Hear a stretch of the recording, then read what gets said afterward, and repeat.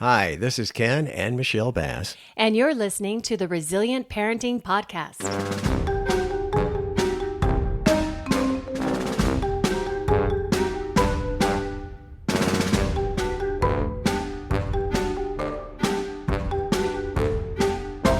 Well, hello again, and we're back on a new thing for us. It's the same old podcast. Oh, I thought you were going to say we're the same old people. Well, I'm the same old. I'm getting up You're there. the lovely young. Depends on who you talk to. Okay, now we're embarking on a 5-part series that actually started with part number 1 earlier. So That's we're usually moving how it on with works. You expecting me to count? So if we started with 1, Yeah. so which one are we on? We're going for number 2. I just wanted to hear you say that. It's always a goal in life. Yes, it is. Oh, Yes. yes. You get. Okay. Very anyway. excited. So actually, we're going to be talking about episode 2 of this 5-part series, but today we're going to talk about the wonderful year of 1. So last time it was birth to 1, and this time it's going to be the whole year of 1 and all of the ups and downs. Do you remember when our kids were 1? That was a long time ago. I remember drinking more coffee. I remember not getting much sleep. That's why I drink more coffee. Ah, yeah, okay. That episode's on the way.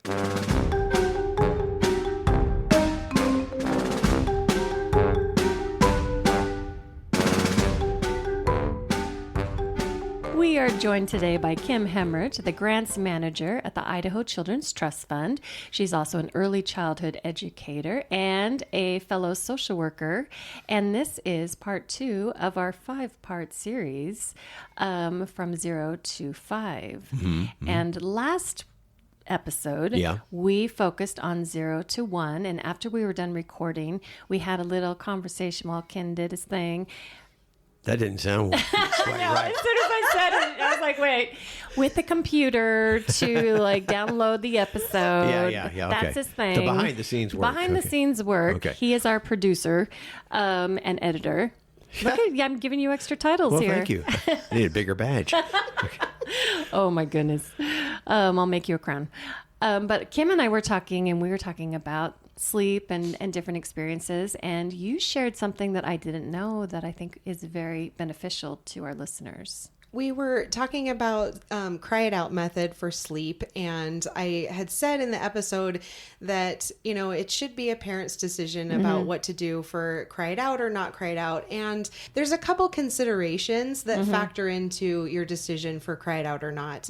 In a typical developing infant, where you have a caring, responsive caregiver, then it absolutely is a choice to let your baby cry it out and decide how long to let them cry it out. The contingency factors would be if you are caring for a child, if you're a grandparent, if you're a neighbor, if you're a foster parent, if you're any other type of caregiver, where a child that you're caring for comes with trauma, comes with abuse or neglect, that may not be the best method for trying to establish sleeping patterns and routines, because it can perpetuate the idea of neglect and abandonment by letting a child cry without being able to meet their needs. So that's just a consideration, that if you're caring for a child that has some trauma history, abuse or neglect history, that showing them more caring, responsive caregiving is better for them to develop that sense of safety and security in that relationship attachment. Right. And that attachment piece is so important, because that has been strained or has been disrupted. Right. And so it's not spoiling, it's actually meeting the needs of the child that you're working with. So, and definitely healing. Healing happens in, trauma happens in relationship, and healing happens in relationships. So Yeah. And this spills over into the next age group also, the 1 to 2 that you're going to talk about this time. Yeah. So this episode, we're going to talk about one-year-olds, the wonderful ones. The wonderful ones. Yes. The wonder of ones. Yes. Before the terrific 2s. Correct. Yeah, we'll get to the terrific I caught that 2-year-olds. pause there. We're like, that's not the right episode, Ken. And Okay. we're going to, again, focus on certain areas. Yeah, the developmental domains that we're going to talk about are physical development, cognitive development, social and emotional development, and language development. For a 1-year-old, at this stage, typically they have passed crawling and are pulling themselves up and starting to walk. They're starting to trip and fall down and get up and walk again. And 1-year-olds are really good about climbing on things. So they love to use those big gross motor skills to be able to climb up on chairs or climb up on tables or climb up on couches. And so being attentive to the safety needs of your kiddo, and knowing that climbing is very, very typical and very common. They have more muscle strength. So they're trying to develop those muscles and be able to climb on everything. Right. You know, and you just reminded me as you were describing it, I was thinking about every kid that I ever saw that was that age, and they had at least one bruise. Like... somewhere from, and then you see those videos of like parents like doing like that leap jump to try to catch them as they're falling off the couch or other places because they don't know danger. They just are like, I they can don't do it. have super great spatial awareness yet, but they're just trying to discover the world and see what their body can do in relation to the world. At 1 year old, kids will start to be able to feed themselves more. So parents can give them the opportunity to use utensils. That's a really good fine motor skill to be able to grasp, use a spoon to scoop something and be able to get it to their mouth. That's a lot of steps if you think about that. Grasping, then I have to plan and coordinate my spoon to my food to my mouth, and coordinate opening my mouth at the right time to get it in. This is why 1 year olds are also really, really, really messy eaters. Oh yeah. And Ken. Hey. And that's why if you have a dog, the dog likes to park itself right next to where the kid's trying to eat. Absolutely. Yes. They're not dummies. They know where the food is. Makes it for quick cleanup. Oh, there you go. That was an extra tip for nothing. 1 year olds are really curious about their environment and they want to find that predictability. They want to know that if I drop this off my high chair, what's going to happen? Gravity is going to drop this. And then you're going to give it back to me and I'm going to drop it again and make sure that gravity still works. Wait. Is that called cause and effect? It's called cause and effect. Exactly. It's called, is my environment and my world predictable and reliable? If I do the same thing, is it going to give me the same result every time? That's wild because I always thought, can I play mom? Or can I play dad? Yeah. So, at this stage, some of the best things that parents and caregivers can do are those repetitious play activities. So I'm going to stack the blocks and my 1 year old is going to knock them over. And then I'm going to stack them up again and they're going to knock them over. And I'm going to stack them up and they're going to knock them over. And as a parent, you might think there's only so many blocks that I can stack for so long.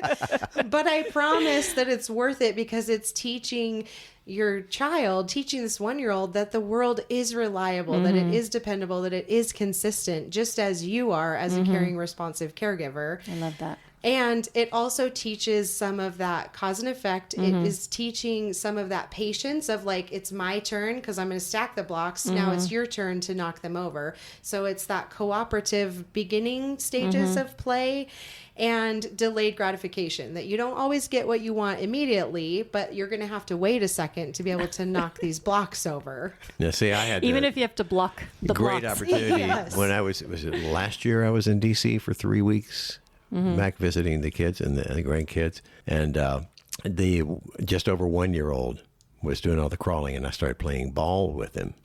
Started playing ball with him and bouncing it back and forth, and then eventually he was grabbing onto me and standing a little bit.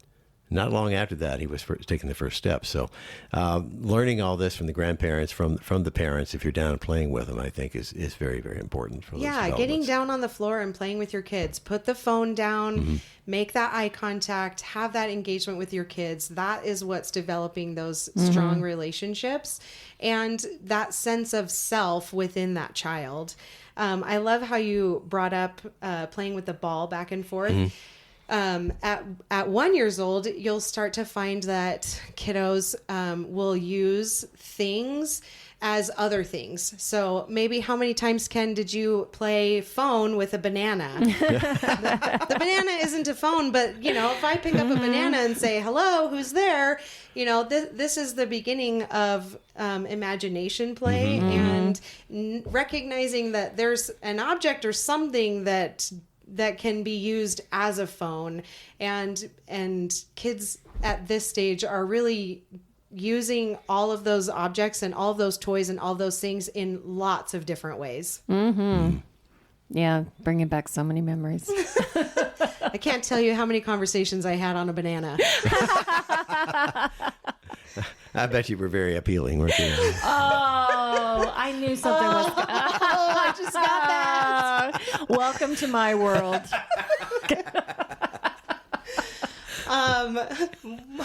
I knew something was coming. I knew it. I was like, you are setting him up like and he delivered. Okay. You're welcome. You're welcome. Good. Another show at 9. Sorry. Tip your waiter. At 1 year old, kids will also, they are just developing their language skills. So they may have 2, 3 to 5 words that they'll say.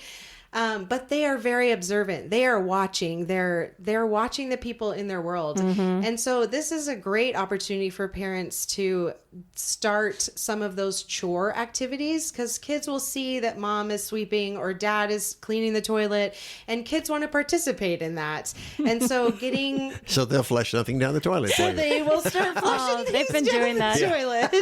Testing the pipes. Yes. So helpful. Absolutely. When my kiddos were little, they found in my car the CD player when CD players were a thing in cars. I still have one. Put So do I. coins in the CD player, and they're Coins? like, they put coins in the CD player. It's not a jukebox. Yeah. Exactly. And they were a little bit older at the time, but they were so proud of themselves of like, look, we did a magic trick. I can make this disappear. And I'm like, you also broke my CD player. Awesome. They're okay if they put in a quarter and got 2 dimes in a nickel bag, but No, goodness. doesn't happen. Okay. I digress. So chores, this is a great way to develop that sense of responsibility with kids to be able to sweep. So again, we're talking about cause and effect of, I'm going to drop this off my high chair. I'm going to also pour this out, and I'm going to pour this cereal out on the counter. I'm going to pour the cereal out on the floor. I'm going to keep pouring stuff because kids like to pour. They're just discovering their world. And so having a broom and helping to teach that responsibility piece of when we make a mess, we clean it up. In my experience, I would sing I would sing a lot to my kids, especially when it comes to directions. So I would sing, Oh my goodness. when we make a mess, we clean it up, clean it up, clean it Oh, up. When we brother. make a mess, we clean it up every single time. Dun, dun. So I could take any song in any direction and put it in a song format for them. And they were much more receptive because it goes back to language development and brain development. Music accesses a different pathway through your brain than regular language communication. And so kids respond differently and oftentimes better to directions in song format. See, Ken, I was onto something all along. Yeah, I know. you knew what you were I know. doing. Ken, take out the trash. Exactly. So if you're brave enough and, wild enough to just sing your directions to your kids, you're going to have a better response. I love it. I would do that, getting their shoes, like go and get your shoes, go and get Get your your shoes, shoes. go and get your shoes, Go and get your shoes. Then also as a parent, I'm not overly frustrated with like, God, times. If you can That was sing a hard it, rock version. right? If you sing it, then it Kick your shoes. Boom. Boom. Kick your shoes. Boom. there's Okay, I shouldn't have started that. all sorts Now of you're talking my ways. language. Yeah, see, we got to engage and just get silly. So a little bit more on language. 1-year-olds are really listening to all the things that you have to say. So the caution is be careful of what you say. So true. They might not be able to repeat or respond, but they are listening and they know what you're talking about and what you're saying. So And they use- will repeat. And they will when they have the language to do so. They will. When you least Just- want them to do it. Yes, just be warned. Yes. 1-year-olds are able to put together following directions. So it's really important for parents to be able to give simple directions of go get your shoes. They're able to follow those one-step directions. Go Right. get your shoes. I like to use the example of washing your hands. Washing your hands, we think, is a one-step direction. I'm going to wash my hands. But if you really break that down, it's I have to approach the sink. I'm going to turn the water on. I have to wet my hands. I have to get soap. Then I'm going to rub them together. Then I'm going to rinse them under the water, turn off the water, and then dry my hands. That was 8 steps. Oh my goodness. Wow. Which is That's a broken down. lot. That's a lot. So Yeah. to tell a 1-year-old go wash your hands, that is outside of their cognitive ability at that stage. But it's something that can be modeled and parents and caregivers can do with the child of walking through those steps of directions to build that language and to be able to shrink that whole process down into a smaller 1 or 2 step thing so that eventually they are able to do that. But hand washing is really like an 8-step process for a 1-year-old. Wow. I've been missing 2 steps all these years. I don't want to know which ones. Please, not the soap. Yes. Okay.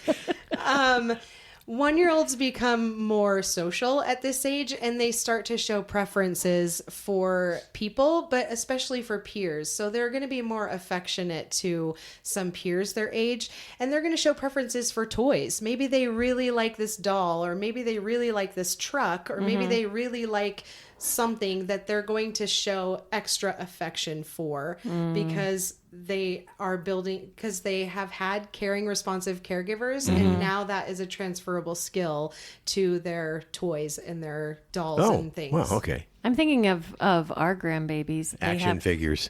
well, no, I wasn't thinking the action figures. I was actually thinking of their special. It's not really a toy, but it's their little snuggly. Yeah, like that they have blankets. at bedtime.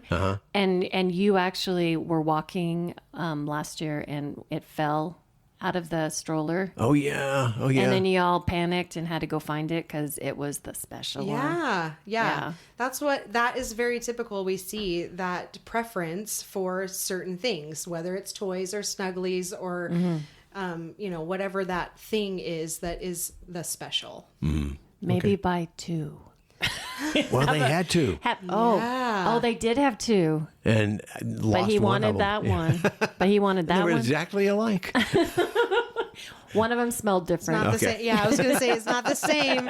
Smell is a huge factor. I remember when my littles were little, I would have a blanket that I would sleep with one night, and then the next night I would give it to them to sleep with so that it smelled like me. Oh, nice. Yeah. And then I'd take the other one and sleep with that one, and then just trade it out so that they always had that sense of that I was close because their blanket would smell like I me. love that. Very That's cool. That's a good tip. Yeah. Okay. 1-year-olds are really fun at trying to go out a little bit further from their parents and caregivers. Yes. Okay. So this is the parent and caregiver is the secure base, and kids will go and explore their world, and then they'll come back because they want that reliability and consistency to know that you're still going to be the safe base. So if I'm going to go 10 feet away and try out this puzzle or try out these toys, then I'm going to come back to you and just maybe I might touch you, or I might just come stand next to you, or I might make eye contact from across just to make sure that you're still there and you're still going to help navigate this safety of the world with me. That's why it's so important that you're aware of what's going on with your kids. Like, don't be on your phone. If you're talking to someone, like, still be available to the child, because I've seen that where they'll walk a little bit and then they'll turn and look for reassurance to keep going. Yep. So it's kind of like you're their brave while they're trying on their brave. Yeah, they want to explore the world, but they also want to know that it's safe and that they have a safe place to come back to. So absolutely engaging with the child and helping encourage them to explore the world and reassuring that I'm still here and I'm still going to be here and you can come back. And then it perpetuates that idea of safety in the world to be able to explore a little bit further and come back and explore a little bit further and come back. And there's kids with different levels of comfort in that. So if your child may be considered clingy, they may need more one-on-one pairing to go and try things so they can build that confidence. Yeah. So I don't know what you think about this, but don't force your child to try something they're not quite ready for. Maybe go with them or, let them lead and reassure along the way. But that's okay too. Yeah, I think temperament plays a huge role in this stage of development because they're developing that temperament of, am I just completely open to the world and I'm going to go out and conquer? Am I more slow to warm up to the world and need some of that more encouragement? Right. Or has there been some trauma or abuse or neglect or adversity that maybe just needs a little bit more navigation or support to encourage but not to force? Right. This stage of development is really easy to be in the no stage. You want to tell your kid, no, don't do that. No, don't do that. Don't do that. No, no, no, no, no. And I would highly encourage you to reframe that into what is it that you want them to actually do? Instead of, no, don't touch that. Then what is it that you want them to do? Keep your hands off. Because then that's something tangible that the kid can internalize of, oh, I'm going to keep my hands to myself. So instead of saying, no, don't run in the street, what do you want them to do? I want you to stop at the sidewalk. So then that's the direction of stop at the sidewalk. And then the kiddo knows that's the boundary. That's where I'm supposed to go. I love that. Even though the no may be the first thing out of your mouth without even realizing it. Absolutely, right? It is. It's such a knee-jerk reaction of like, no, stop. It takes training and effort to reframe that as a parent and a caregiver to think about what is it that I actually want them to do. It's not the don't bite. It's we're going to keep our teeth in our mouth to ourselves. Or, Ken. Don't throw that block. We're going to keep I'm not at the stage where I'm not having my own teeth in my mouth anymore. Yeah. That's something you took that a whole other place. Grandpa, keep your teeth in your mouth there, Keep Grandpa. your teeth in your mouth. Keep your teeth to yourself. And giving alternatives for 1-year-olds of, our friends are not for biting, but our teething toys are for biting. Right. Or these fabric books are for biting. Giving them what it is that you want instead of just the blanket no of don't do that. Yeah. Stop. Okay. Yeah. Because kids don't have the cognitive ability to say, oh, you don't want me to run in the street. That must mean you want me to make a pizza instead. Like, that doesn't make any sense to them because they don't have the brain capacity yet to know what it is that you want without you telling them what it is that you want. Right. So be specific, be clear, and try and catch yourself to reframe it of making it a yes and instead of a no, don't. Okay. That will come into play in the next year because of 2-year-olds can be a little bit more defiant. And that's when you see the 2-year-olds saying, no, no, no. Well, what have they just heard for the last year? That's what I was wondering. Is that why they say it so often? Because they hear it so often. Yes. More often than not, yes. So again, it's just an opportunity to reframe it of what is it that you want them to do. Okay. And focusing on that. So 1 to 2, basically, you're just setting yourself up for the 2 to 3. Is that what you're saying? Absolutely. You're setting make the it hard standard. Laying the foundation. 100%. So the language development piece for 1-year-olds, they're going to start putting a couple more words together. And around 18 months, you're going to see this language explosion where they had 5 words or 10 words one day. And then by the end of the week, they have like 100 words. And you're like, wait, what happened? Yeah. But that, again, is very typical and very normal because they have been internalizing all of the things that you've been talking to them, all the books that you're reading, all of the explanations of the world around them. And now they're showing you what they've learned. And it's called language explosion. And you see it really rapidly. Between 18 months and 2 years old, you'll see this language explosion where kids have way more language and are talking more. And you're like, wow, you used to be so quiet. And now you're all kinds of chatty. And you won't stop. And now you won't stop. Well, we've noticed this with our grandkids when we're doing like FaceTime with them and from the early years to up until 2. Yeah. And the way the language had changed, all of a sudden they're talking so much more as opposed to just saying, grandpappy or more. That's amazing. I have a question about the language. I had learned that if you have a child that's really active and more physical, their language may not have as much language because their body has been focusing on like the more physical side. And I mean, they typically, boys don't talk as much as girls. I was just curious if that is true or if that is a false.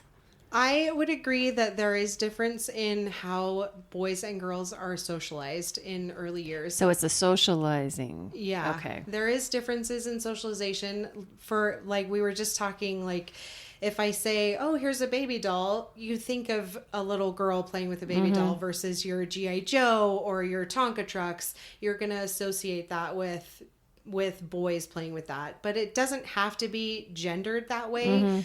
Boys can play with dolls. Girls can play with trucks. Future fathers, grandfathers, right there. Yep. Yeah. These, like, we want to be able to just engage with the world and know that if there is concerns for development, there are developmental screening tools. Again, I would refer back to your pediatrician or your primary care doc. If you're in home visiting programs or a Head Start or early Head Start, infant toddler program, there's resources if there's concern for delays. And again, development is going to look different depending on what the kiddo's experience is. If they've experienced adversity, neglect, trauma, versus if they've experienced a caring, nurturing environment for their entire duration of their life. Gotcha. Okay. Can we reassert, though, what you just said? Girls do talk more than boys. Ha, ha, Just ha. want to put that I don't out know what there. you're talking about. How are you getting home? I have the keys. Oh, dang it. That's true. It's my car. Thank you for letting me drive it. Mom and Dad are fighting again. Gosh. One more point to 1-year-olds is they become much more body aware and body curious. So now they want to, like, what is this button in the middle of my body? It's my belly button. What can I put in my belly button? What is this? What is this? Why does it hurt when I hit my elbow? Sorry, Ken won't stop laughing. Is it because we have kids that would just like completely go to family get-togethers and become naked? Yes. This is part of typical development of they're trying their... See, our kids are typical. Yes. They're learning these new skills of, oh, look, what happens? Again, predictability. What happens when I pull my pants down? And what then happens look when at- I take my Didn't shirt get that off? from me, no. I'll claim that one.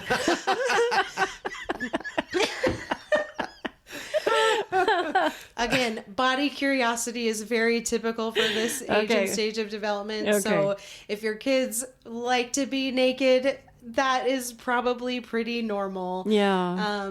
That's true. A lot of times the videos we have, all of our kids, what the Yeah. heck? They were all at least in a diaper. Mm-hmm. Yeah. Yeah, we had to have the rule at my house of you cannot answer the door naked. You have to have pants on. We have the same rule with Ken. Minimum pants. That's it. That's all we ask. Yes. With body curiosity, it's a great opportunity for parents and caregivers to start naming body parts. This is my elbow. This is my nose. This is my arm. This is my leg. These are my toes. That's part of that language development, but also it's that sense of body awareness of what your body parts are. So you're developing that language, you're developing that relationship, and you're understanding your own body. Right. Another thing that parents and caregivers can do at this stage is kids will find that they now have fine motor skills to be able to grasp pens, pencils, markers, crayons, and you're going to find they're going to start scribbling. They're going to, it's again that cause and effect of what happens if I put this crayon to paper and scribbling. Or the wall, which again, that's a great point back to the don't color on the wall, reframing that of crayons go on paper, markers are for paper, and helping kids know where the boundaries are of what the expectation is. And here's a washcloth. Let's clean it up together. Responsibility of when we make a mess, we clean it up, even if it is on the wall. Oh wait, I hear a song coming on. I got an end roll paper from the newspaper that I just put on my wall in my house that was like 10 feet long. And so my kids knew that like the paper is for coloring and you can scribble as much as you want. And it was a really large piece of paper. And the kiddos would just go to town scribbling all over it. But they knew where the boundary was of this is the paper that you can color on. And this is the paper you color on, color on, color on. Yes. Oh, that's fun. Yeah. So, yeah. Kids are learning that pincer grasp, that big, they just want to make wide, big strokes and just discover and learn how to do that. So having opportunities inside and outside, I would say get outside. You can watercolor paint chalk. With chalk. You can do it with just watercolor. If you dissolve some of the chalk in water, then you can paint on the sidewalk. There's lots of ways to engage, Again, going back to the climbing, go to the park, have them climb. There's playgrounds. There's ways that develop those big motor skills, those fine motor skills, all while talking through that language piece. Visit the library, read books, have those routines and consistency, because that's what kids need is that routine and consistency with caring, supportive adults in their life. Right. Wow. Well, thank you so much. This is very helpful. Part 2. And coming up for part 3. Yeah. Is 2-year-olds are terrific twos. Terrific twos. Let's all say it together. No, it's terrific. Come on now. It is. I say know. Terrific twos. Enjoy your wonderful ones and stay tuned for terrific twos. Ooh, I like that. Thanks, Kim.